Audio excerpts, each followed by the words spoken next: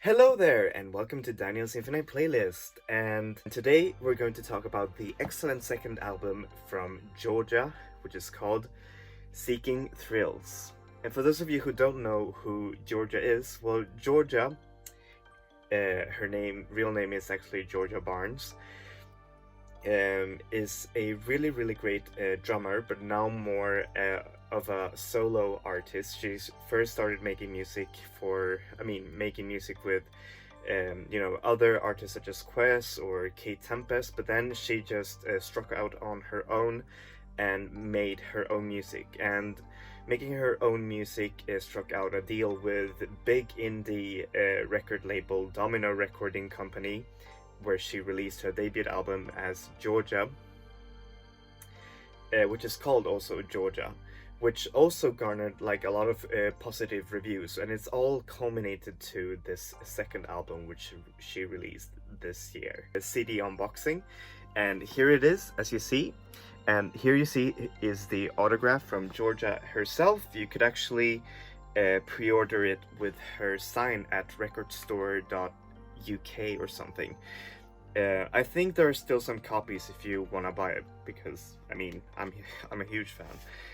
Anyways, the CD comes, it's very simple. It's just like a folding. Then you see here is the album. It's red, and then the inside of the booklet is just like a collection of sort of like vintagey picks, which are really great, and they're fitting, to the album itself. Here are some thanks from the artist, and yeah, that's it. And I also think the album cover is very fitting of the music itself, because I don't know, it has that vintage but like euphoric sheen to it, which I really like. There used to be a time, like I think in 2010, where it was like really popular to repurpose old vintage images and use them as album covers, such as with Vampire Weekend and like a lot of other bands. But this is actually really great. I like it. Right, now to the actual review. So how is this album musically? Well, musically, this album is very much a dance slash indie pop album. It uses a lot of, like modern, dubby, housey, four on the floor music. For example, on the big hit About Work, The Dance Floor, which is really amazing. And also the song Started Out, which are both more of like the like very dancey, singles. And then there's of course The Thrill, which is also a very good like dancing song. And the theme, like the sonic theme, is like all of these modern sounds sort of like chained together with synths from the 80s. I mean, this album isn't full-on dancey because it has its own, like genre hops on different other genres. For example, like in the song Mellow, which features up-and-coming rapper and, well, techno star Shy Girl, which is actually really good. And then there's the song Raygun, which is more Maya-esque, if you'd like to say it, which is a really good song. And then there's of course the more ambient, sort of like indie poppy, bouncy songs, sort of like Honey Dripping Sky. And then there's Till I Own It. It's basically like a collage of everything, but like the sonic theme, as I said, is like the synths and the like the dance of it all. So how is this album lyrically? Well, lyrically, this album, it touches upon various themes, sort of like of love, of the need to escape from one's own reality. Like with with the dancing, and like the dance floor being just like the main connector to all of the themes here. It's also about one's own identity and wanting to sort of like stand out for oneself and, you know, stand up for oneself as well, sort of like with the song Till I Own It. And of course also about very, you know, like beautiful love song, sort of like in the song Honey Dripping Sky, which is really, really amazing.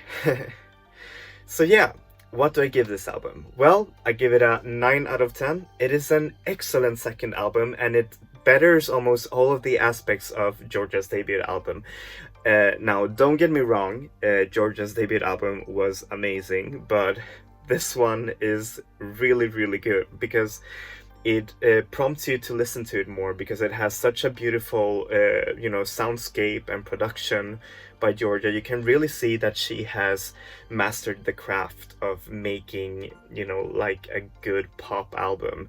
And you can, well, you can see the obvious, you know, like Robin references here and there, but you can still feel that Georgia is unique to her own style as well, which is the only thing that drags this album down is, well, I have to say, some of the 80s references, like especially sonically here and there, and which, I mean, sometimes they can weigh the album down a bit, and sometimes you can feel a little bit, but we want more, you know, like new stuff. And I would, personally, I would have loved more, even more, you know, like beat-driven, how do you say, housey, flirts, for example, like with the song About Work, to dance floor, About Work, the dance floor, sorry, and Started Out, and The Thrill as well. But otherwise, it's just an excellent second album, and I implore you to listen to it. And also, I think the critics surrounding this album have been very wrong. Some have been very euphoric regarding this album, but some of the has said this album is kind of which I'm just kind of like, excuse me, this album is amazing. But anyways, enough about that. Thank you so much for watching this video. As always, I'm going to put the artist links down below. Georgia is available everywhere. You can buy vinyl, CD, and you can stream it on Spotify, you name it. So be sure to listen to it. And I think there are a few of those signed copies left. So yeah, please buy.